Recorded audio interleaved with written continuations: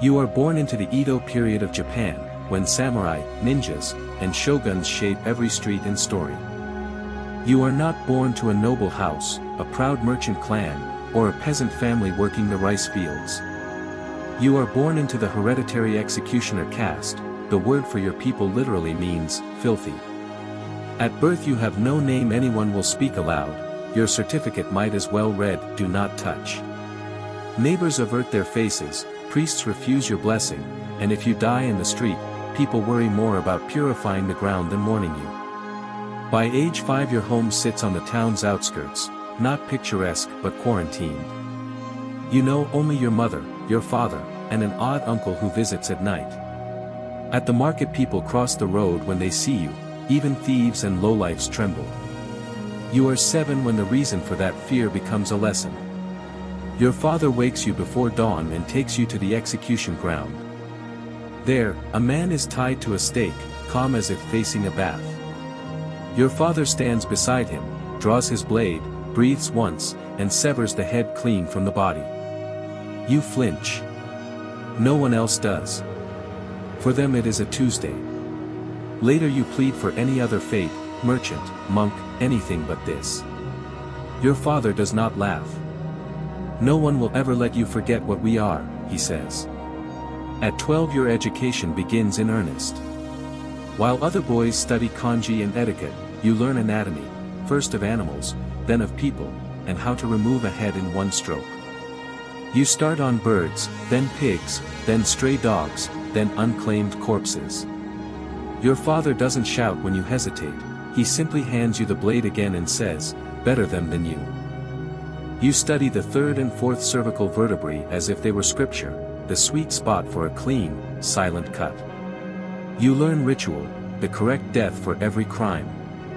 Samurai who perform seppuku receive your merciful final blow, peasants hang, traitors are crucified for spectacle. You learn to clean blood from wood until there is no stain left, to tie a noose tight enough for death but loose enough for pageantry. You learn that the condemned rarely scream, they look at you as if you were not real. Friends become imaginary companions, your clothes come secondhand from corpses, and a good day is one where the wind carries the smell away. Your secret wish is simple, the power to be invisible. At 15 you perform your first sanctioned killing. They call it ceremony, duty, law, you call it a kill. A samurai kneels in white and slices open his belly, when he trusts you for the final cut, your hands do not shake. You raise the blade, the head falls to the mat, and the crowd bows, not to the dead, not to gods, but to you. That night the blade scent won't leave your hands. You wash it until the water runs red, and you still cannot sleep. Your father leaves incense at the shrine. You sit and stare at the temple smoke, because no one told you that mercy and murder could look the same, or that the first face you end would live behind your eyes. By 20 the shogunate formalizes your fate, your title and duty are inked and sealed. The appointment feels less like honor than like an inheritance of iron and blood. You no longer scrub after others' work, you perform the work. Each stroke tests steel and nerve. The sweet spot becomes mantra, 3rd to 4th cervical, clean, no sound, no twitch. Your signature is that the head falls forward, never rolls. You are summoned to Kosakapra, where crowds gather, eyes shielded and peeking. Among them is your betrothed, daughter of a gravedigger, quietly smiling. You smile back but keep your distance, you are afraid your blood-stained hands will show her the man you have become. You execute, the crowd gasps, you look to her, and for a second you hope she can still see the person beneath the executioner's robe. Swords arrive from lords who demand proof, test this steel. You oblige and carve into tangs the number of corpses a blade can cleave. You are rewarded with gold and silk. A house on a hill near the grounds replaces your old quarantine. You are a father, and for a time you pray your son will be spared the family name. But prayers do not unwrite lineage. Your son is born into the same registry as you. With age comes legend. Officials bow when presenting scrolls, criminals shudder at your name. Market stalls fall silent when you pass, a butcher will not meet your eyes, rice sellers lay out your change on a tray rather than touch your hand. They call you the Blade of Edo. You execute samurai, rebels, poets, each leaving behind more than blood. Some whisper a final, "Thank you," as your blade falls, and those words linger longer than any corpse. Nights are crowded with faces you cannot forget. You learn to make pills from organs removed from the executed, livers, brains, while dried and powdered into cure-alls. You call them magic pills, the market calls them dark. Temples, officials, mothers desperate for remedies by them, and you watch gratitude turn to recoil when secrets surface. Gold keeps flowing. You test swords on the condemned and engrave the results into steel, 5 bodies, left shoulder to right hip. You become necessary, and in Nido, necessity is lonelier than hatred. No one calls you friend. You have clients, apprentices, people who bow too low. Your wife learns not to ask about the red on your sleeve.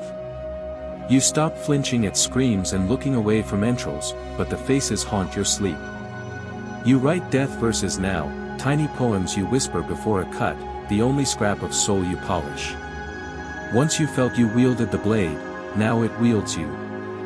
The chain of duty tightens when you take your son, 12, to the yard and hand him a sword.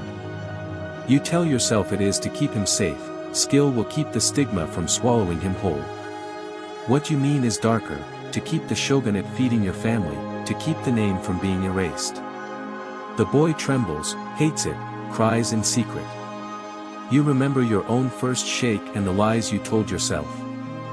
Then the world turns.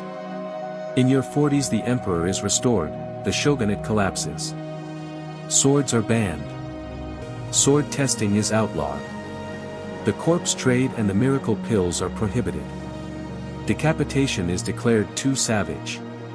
You go to the magistrate's office, robe pressed, sword polished, hope like a brittle thing in your chest. They bow, thank you for your service, and shut the door. For the first time in generations you allow a fragile smile. Maybe your son can start over. But society does not flip as fast as decree. Years pass and doors remain closed. Employers refuse him, landlords deny leases. Teachers and classmates mock, spinning old myths about skin pills and blood baths. Your son scrubs history from his skin but cannot scrub the registry. Centuries later your name is forgotten in common speech. Your descendants wear suits, ride bullet trains, post selfies.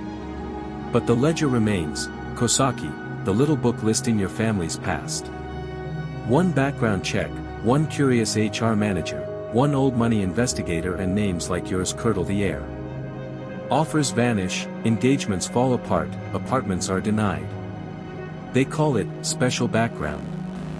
They call it nothing at all. The stain remains even when the sword is sheathed and the roll dissolved. Though your blade is gone and the law changed, the blood remembers. Your great-great-grandchildren move through modern life carrying a history they did not choose, a lineage that makes doors close before they knock. And the old truth endures, the thing harder than holding the sword was always the moment you had to hand it to your child.